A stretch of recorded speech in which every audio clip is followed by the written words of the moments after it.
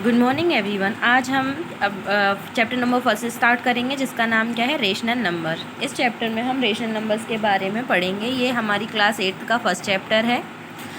Numbers which can be express in the form of p upon q where p and q are integers and q does not is equal to 0 are called rational numbers.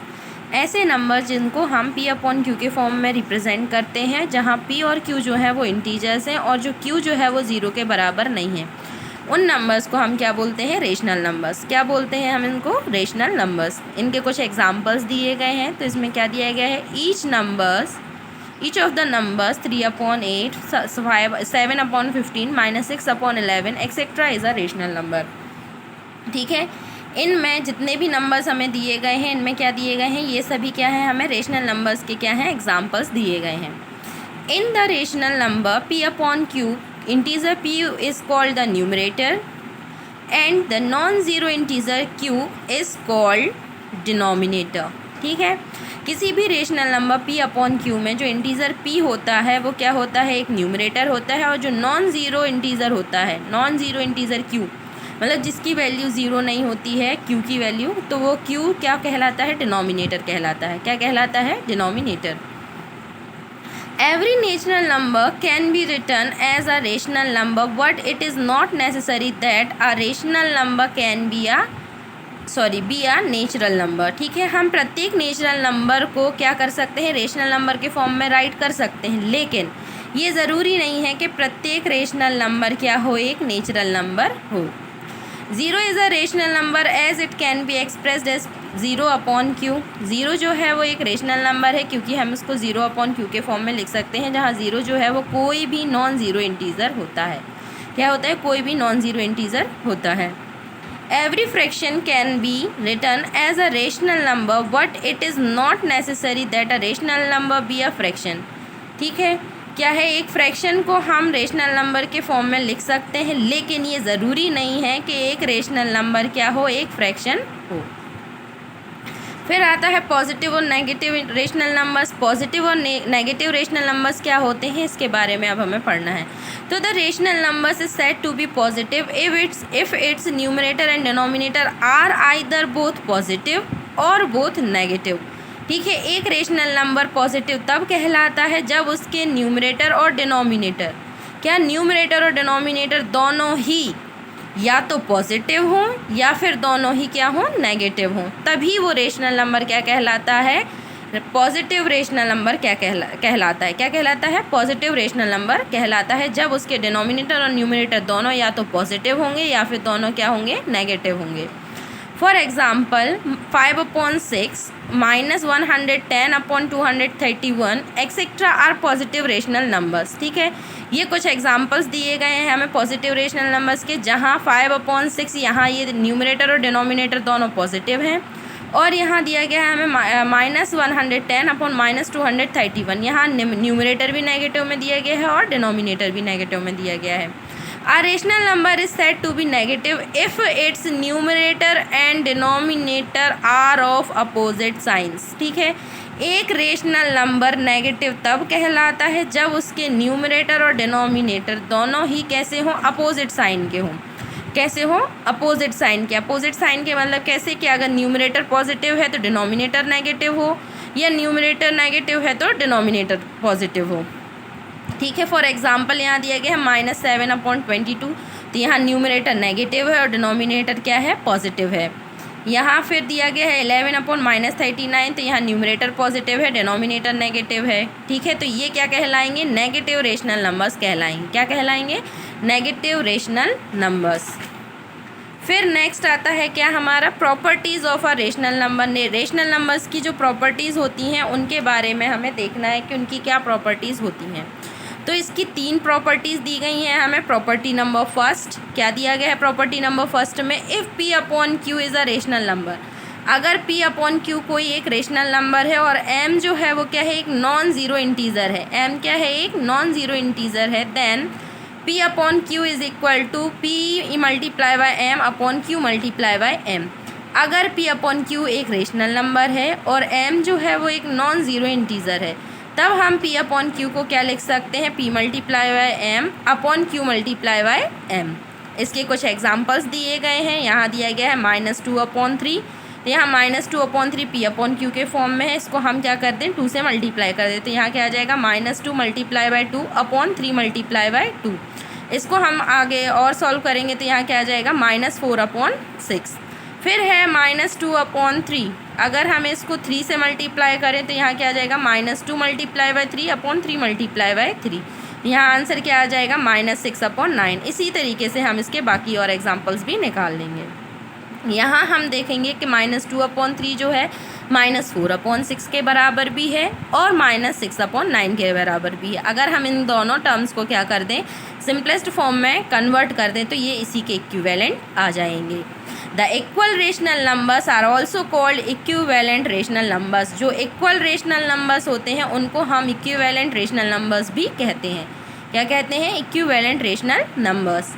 फिर आती है हमारी property number second. Property number second क्या दी गई है? If p/q is a rational number. अगर p/q एक रेशनल नंबर है और p and q are both divisible by m, और p और q दोनों ही अगर m से डिविजिबल हैं, जहाँ m जो है वो 0 के बराबर नहीं है, then p/q can be written as p/q divide by m/q divide by m। इसी के कुछ एग्जांपल्स दिए गए हैं यहाँ। तो -40/56, तो हम इसको अगर हम 2 से डिवाइड कर दें तो यहाँ क्या आ जाएगा -40/2/56 divide by 2 is equal to -20/28। और -40/56 को हम क्या लिख सकते हैं -40 divide by 8/-56 divide by 8 is equal to -5/7 etcetera. ठीक है, ये सब क्या हो जाएंगे डिवाइड। अगर हम कोई भी रेशनल नंबर p/q के फॉर्म में है जहाँ p और q दो डिविजिबल हैं m से, तो हम इनको इस तरीके से डिवाइड कर सकते हैं। फिर आता है हमारा प्रॉपर्टी नंबर थर्ड। क्या आती है प्रॉपर्टी नंबर थर्ड में? क्या दिया गया है? Let p/q and r/s be two equivalent rational numbers. p/q और r/s दो इक्विवेलेंट रेशनल नंबर हैं, then p/q is equal to r/s can be written as p multiply by s is equal to q multiply by s। अगर p/q और r/s दो rational number दिए गए हैं तो हम इनके क्रॉस मल्टीप्लिकेशन करके भी इनको इक्विवेलेंट प्रूफ कर सकते हैं। फिर आता है standard form of rational number. Rational number का स्टैंडर्ड फॉर्म क्या होता है वो पढ़ना है हमें। तो R rational number is said to be in standard form if it is in the lowest term. एक रेशनल नंबर अपने स्टैंडर्ड फॉर्म में तब कहलाता है जब वो क्या हो, अपनी लोएस्ट टर्म में रिप्रेजेंट हो रहा हो। अगर वो अपनी लोएस्ट टर्म में रिप्रेजेंट हो रहा है तो वो नंबर क्या हो जाएगा, वो रेशनल नंबर अपने स्टैंडर्ड फॉर्म में होगा। To express a given rational number in standard और सिंपल फॉर्म। अगर हमें कोई भी रेशनल नंबर को उसके स्टैंडर्ड या फिर सिंपलेस्ट फॉर्म में लिखना है तो हमें उसके लिए कुछ स्टेप्स भी फॉलो करनी पड़ेगी। क्या करना पड़ेगा? कुछ स्टेप्स फॉलो करनी पड़ेंगी।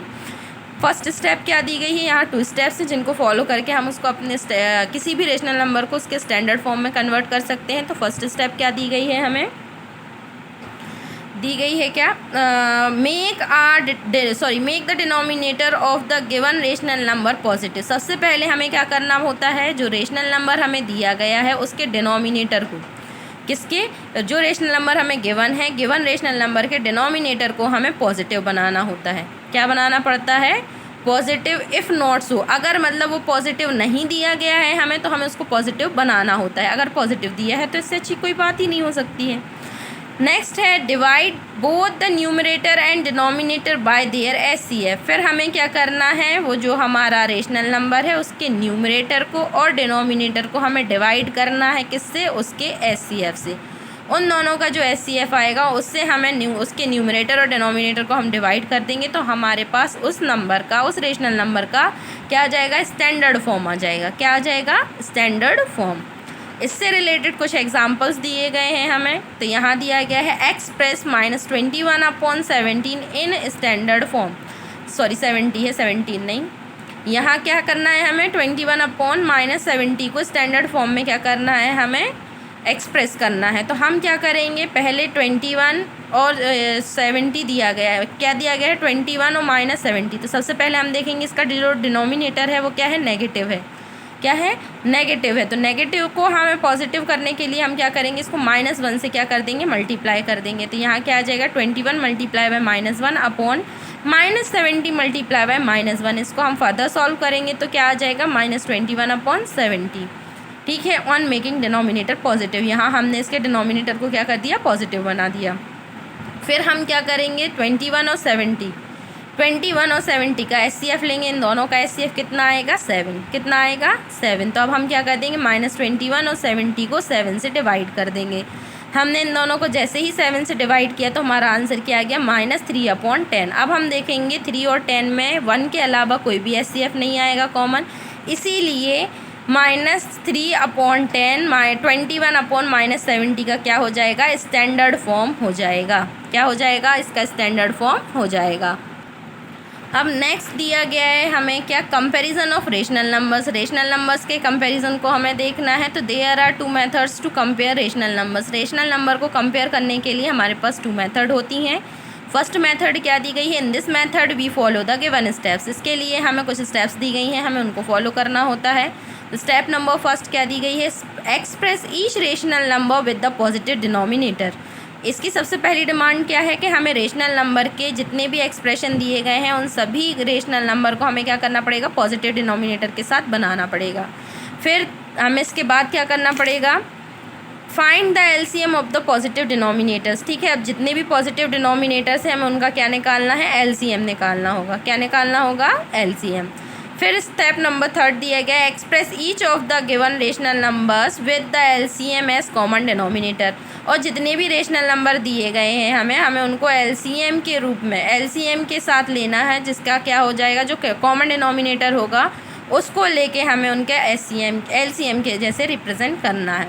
फिर फोर्थ स्टेप में क्या करना है, the number having greater numerator is greater. अब जिस नंबर का न्यूमरेटर बड़ा होगा तो वो नंबर भी बड़ा हो जाएगा, और जिसका न्यूमरेटर छोटा होगा तो वो नंबर भी छोटा हो जाएगा।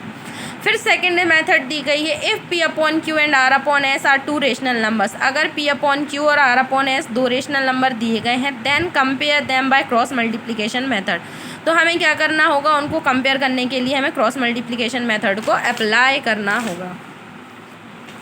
फिर दिया गया है कि क्रॉस मल्टीप्लिकेशन कैसी होती है, तो P/Q R/S, इनको हम क्या कर देंगे, P मतलब जो फर्स्ट नंबर रेशनल नंबर है उसके न्यूमरेटर को सेकंड के डिनोमिनेटर से, और सेकंड नंबर के न्यूमरेटर को फर्स्ट के डिनोमिनेटर से हम क्या कर देंगे, मल्टीप्लाई कर देंगे। ठीक है, फिर यहाँ क्या आ जाएगा, if P multiply by S is greater than Q multiply by R, then P/Q is greater than R/S। If P multiplied by S is less than Q multiplied by R, then PQ is less than R/S. If P multiplied by S is equal to Q multiplied by R, then P/Q is equal to R/S. इसमें 3 situations दी गई हैं हमें, क्या कि Q multiply by S अगर बड़ा है Q multiply by R से, तो P/Q जो है वो R/S से बड़ा होगा। अगर P multiply by S Q multiply by R से छोटा है तो PQ जो होगा, P/Q जो होगा वो R/S से क्या हो जाएगा, छोटा हो जाएगा। अगर P multiply by S Q multiply by R के बराबर है तो P/Q R/S के बराबर हो जाएगा। इसी से रिलेटेड एक एग्जांपल दिया गया है, हमें क्या करना है, विच ऑफ द नंबर्स 5/-8 और 7/12 इज़ ग्रेटर। हमें ये बताना है इन दोनों में से ग्रेटर कौन सा नंबर है। तो इसके लिए हमें जो 2 मेथड दी गई हैं हम उनका यूज़ करेंगे। तो सबसे पहली मेथड क्या है, on making denominator positive we have. अब सबसे पहले हम इनके डिनोमिनेटर को पॉजिटिव करेंगे, तो यहाँ क्या आ जाएगा, 5/-8 था, तो यहाँ क्या हो जाएगा, -5/8, और -7/12 का -7/12 भी रहेगा। अब 8 और 12 का हम LCM निकालेंगे तो वो कितना आएगा, 24। अब हम -5/8 का जो 8 है उसको 24 बनाने के लिए हम उसको क्या, 3 से मल्टीप्लाई करेंगे। जब हम डिनोमिनेटर को 3 से मल्टीप्लाई कर रहे हैं तो न्यूमरेटर को भी हम 3 से मल्टीप्लाई करेंगे। मल्टीप्लाई करने पे हमें आंसर क्या मिल जाएगा, -15/24। फिर इसी तरीके से हम -7/12 को भी 24 बनाने के लिए क्या करेंगे, 2 से मल्टीप्लाई करेंगे, तो ये क्या आ जाएगा, -14/28। अब हमें पता है -15 जो है वो -14 से क्या है, छोटा है। क्या है, छोटा है। आप लोगों को एक बात तो पता ही होगी कि जब ये नंबर के साथ नेगेटिव साइन नहीं आता है तो बड़ा नंबर बड़ा कहलाता है, छोटा नंबर छोटा कहलाता है। लेकिन जैसे ही इनके साथ क्या माइनस का साइन लग जाता है तो यहाँ रिवर्स हो जाता है कि बड़ा नंबर छोटा हो जाता है और छोटा नंबर बड़ा हो जाता है। जब ये -15 14 से छोटा है तो -15/24 जो है वो -14/24 से छोटा होगा। और हम कह सकते हैं कि -5/8 जो है वो -7/12 से क्या है, छोटा है।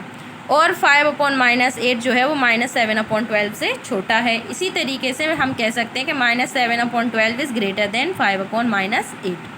अब इसी की सेकंड मेथड है क्या कि हमें डिनोमिनेटर को पॉजिटिव बनाना है सबसे पहले, फिर इसके बाद हमें क्या करना है, इनका क्रॉस मल्टीप्लिकेशन कर देना है। ठीक है, तो हमने यहाँ पॉजिटिव बना लिए। अब हम इनका क्रॉस मल्टीप्लिकेशन करेंगे तो -5 को 12 से मल्टीप्लाई करेंगे और -7 को 8 से। तो 5 को हमने -12 से मल्टीप्लाई किया तो कितना आया, -60। और 8 को -7 से किया तो कितना आया, -56। यहाँ हमें पता है -56 जो है वो -60 से बड़ा है।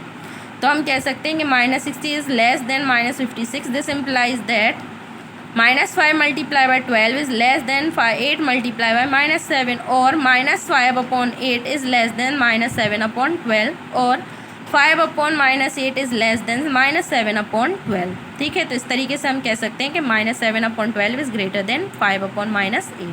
ठीक है, इस क्वेश्चन को हम दोनों मेथड से कर सकते हैं, इस वाली मेथड से भी कर सकते हैं और इस वाली मेथड से कर सकते हैं। जो भी हमें सुटेबल लगे उससे हम इस क्वेश्चन को सॉल्व कर सकते हैं। ठीक है बेटा, अब इसके बाद जो एक्सरसाइज 1.1 है वो हम नेक्स्ट क्लास में पढ़ेंगे। ठीक है, thank you and have a nice day all of you.